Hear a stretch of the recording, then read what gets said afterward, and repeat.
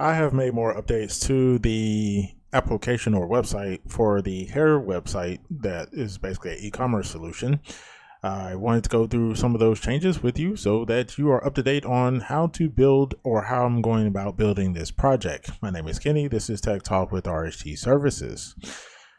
So one thing that I did was to split up the template files into smaller portions, particularly based upon their sections. So as you see, I have a base HTML, and that is pretty much the entire HTML file that was used for a template.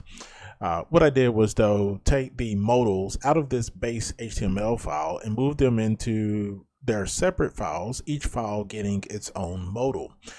The reason I wanted to be able to do this is to better organize the code so that when I go to make changes to the template, that it is not me scrolling up and down like I was doing originally. When you separate the sections out like it's done here, this allows you to easily go directly to what you need to modify and then make those adjustments. If you need to add another section or another modal, just create another file and then come over to your template and link that into your template, kind of like how what I've done here with the include of the storefront section in addition to the checkout section. I also added this condition here to check to make sure that if we are on the home page is the only time that these two sections will show. Any other time, or any time rather, the page content will show at the bottom of these two sections. Now, what I probably should actually do is, because these two sections will actually make up the home page, that the block content should only show if this is not the home page. So what I'm going to do is to put an else here and then save that. And so what that will do is, so in the event that somebody accesses a page that does not exist, you'll get a 404, and this also ensures that this top section here does not show at all under any of those non-homepage circumstances. All right, so if we come back to the home page, another thing that I did, and you may have saw it when I refreshed the page, but I'm gonna refresh the page, and you have to really pay attention here. Let's start at the top. All right, and so if you saw it, I'll try to do it one more time.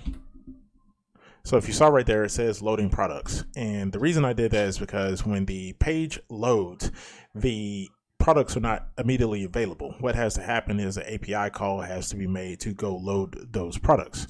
So what it starts off with here is the default text of loading products. And so you'll see that there in the event that it takes longer than normal to make that API call and then to process that information there. In the worst case scenario, nothing shows up. And so it still shows loading products. And then, you know, let's say the user says, hey, I went to your website and it just says loading products. It didn't actually show anything. That could then be reported back, and then it can be diagnosed of what could the possible cause be in regards to that. Now, that's a worst case scenario. In the ideal scenario, it loads, and it loads in a timely fashion. I still have the placeholder text here because I haven't received actual text from the customer, but nonetheless, it is here. I've also separated out the various backend methods. So I have one PHP file here that is to process the checkout request. So I will come over to this checkout box here, and if I click the checkout button, what happens is the storefront sections of the page go away, and then this checkout section is made visible, and that's being done via the JavaScript. In addition to the modal, the checkout modal here is also told to close out, and so then you're revealing this checkout page. One other adjustment I think I'm going to make is to disable the shopping cart link up here, or to turn it off entirely when you come to the checkout section. That way you're less likely to revert back out of the checkout. Now, not saying that you can't revert, because you can always come up here and hit the back arrow until you come back to the home page, or you can just click the home page and get back to there and get out of the checkout. But ideally, if you pay attention to how like a lot of these e-commerce solutions work, once you get to the checkout page, they make it less than ideal to back out of the checkout, because at this point you're at a point where you're about to spend your money, and the last thing you want to do is make it easy for you to not spend your money.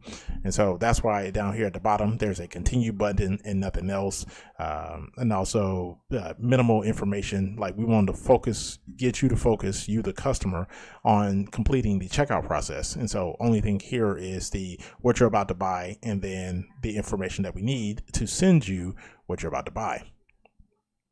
This template right here is this layout, excuse me, is based upon the Bootstrap checkout template. And so I modified this to basically read the information update it based upon the information available.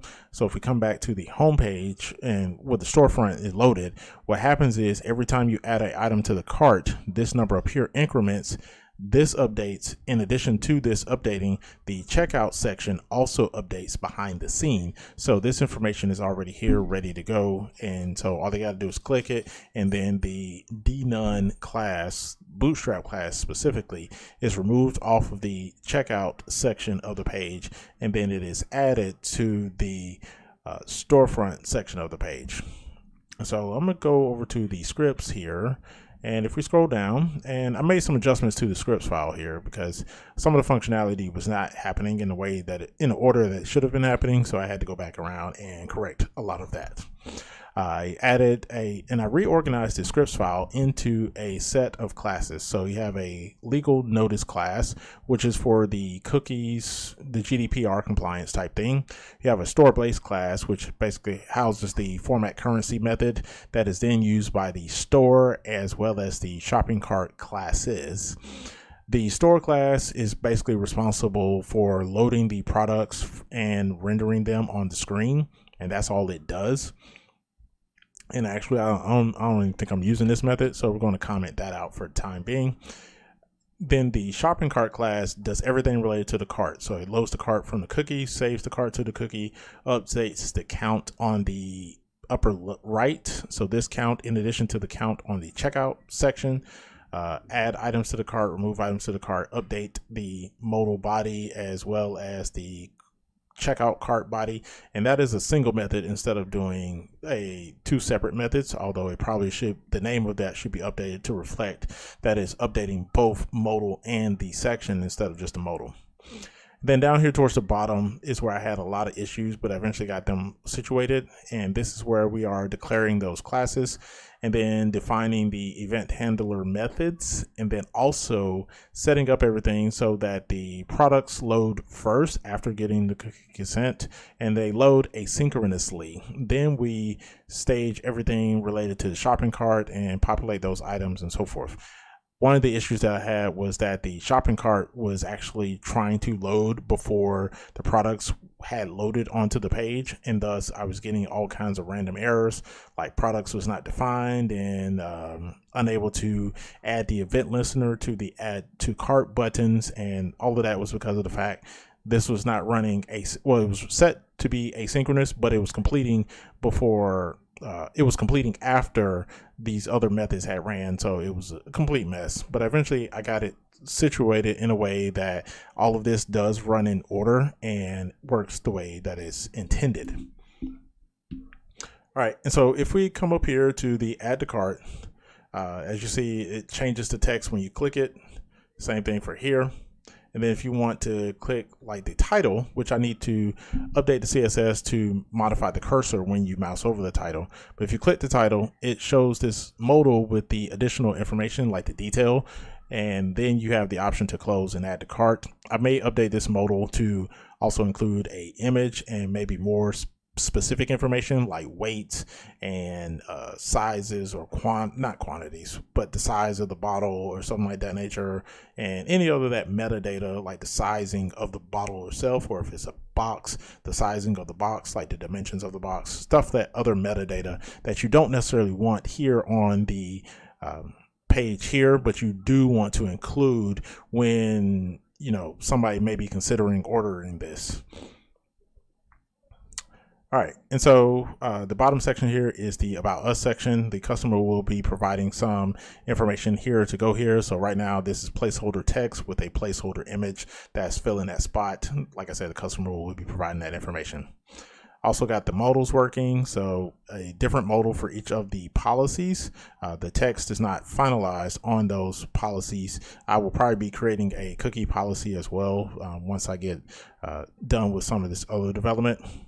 And then the removing of items to cart. So as you remove, and once you get to one and then you hit remove again, it will just take that whole item out of the cart.